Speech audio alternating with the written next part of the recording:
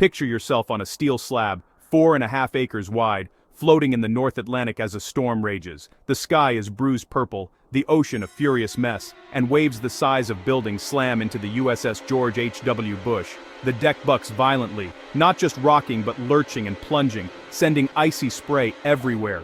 Wind screams at 80 miles an hour trying to rip you from your feet, while every surface is slick with rain, salt, and jet fuel. Tethered to the deck, you feel the abyss just feet away. The noise is overwhelming, wind, water, and groaning steel. This is no movie set, it's just another day for the Navy in a monster storm. Parked wingtip to wingtip are FA-18s, F-35Cs, and more. Each a technological marvel, but now, vulnerable. Designed for speed and power, these jets are defenseless against the sea's fury when parked. The question, how do you keep billions in air power from sliding into the ocean? The answer is hard work, ingenuity, and respect for the job. For the sailors, the real work begins when the weather turns. They are the guardians of these steel birds, facing off against the ocean itself.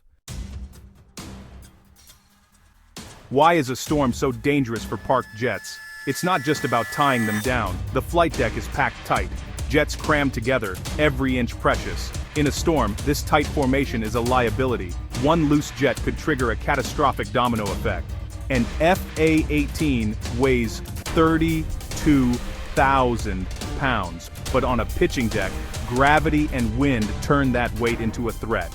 The wind, designed to lift jets, now tries to toss them overboard. Chains battle against the forces of nature, holding back disaster.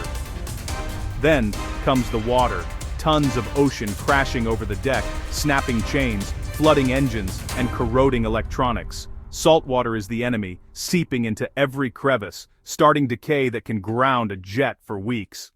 Sailors fight not just to keep planes from sliding, but from being drowned and ruined. Aircraft are engineering marvels, but fragile.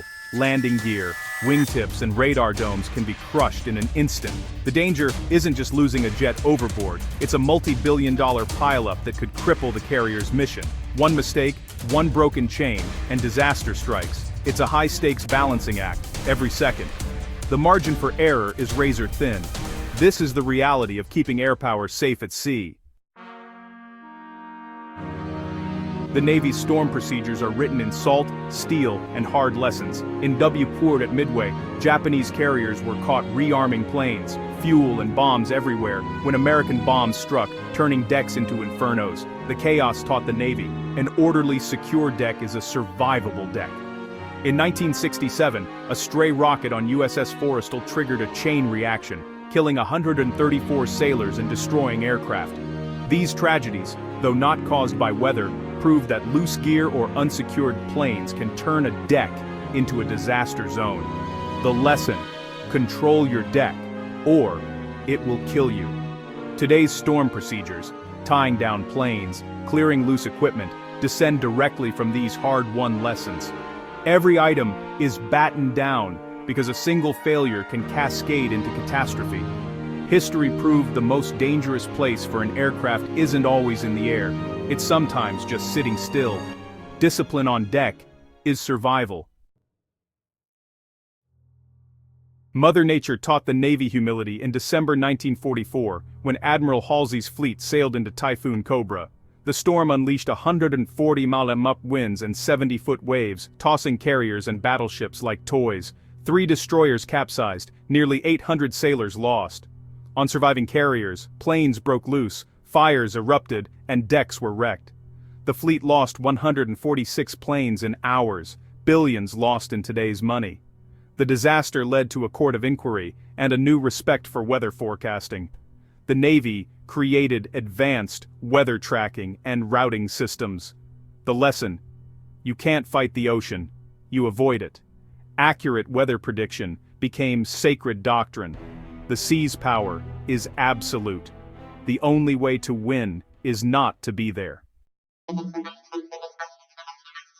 Today's Navy starts storm defense long before the first wave hits. Meteorologists and oceanographers track storms with satellites and models, aiming to avoid them entirely. If a storm can't be outrun, the playbook opens. The ship enters heavy weather condition. Aircraft are moved to sheltered spots, or if possible below to the armored hangar bay.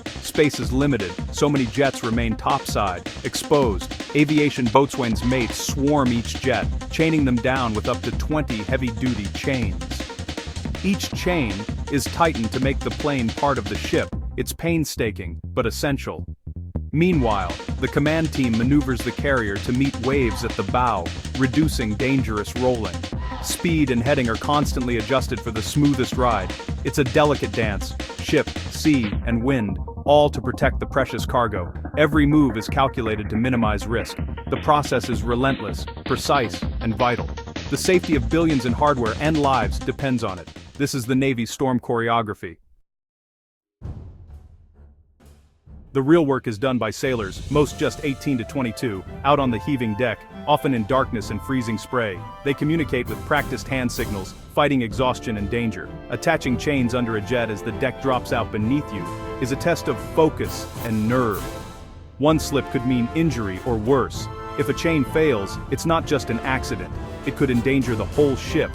Chains are tightened with turnbuckles, a feel developed over time. Too loose, the plane moves. Too tight, something breaks. Control surfaces are locked down so the wind can't tear them apart. Through it all, there's pride. These sailors are the unsung heroes of naval aviation. Pilots get the glory, but the plane only flies because of the deck crew's grit. They check every chain, walk the deck in the storm, and put their safety on the line. The power of a carrier strike group rests on their shoulders. The Navy learned from Typhoon Cobra and other disasters, turning chaos into doctrine. Weather forecasting and ship routing became formalized, with the Naval Meteorology and Oceanography Command at the helm. Procedures for securing aircraft are now strict, mandatory, and relentlessly drilled. Technology improved.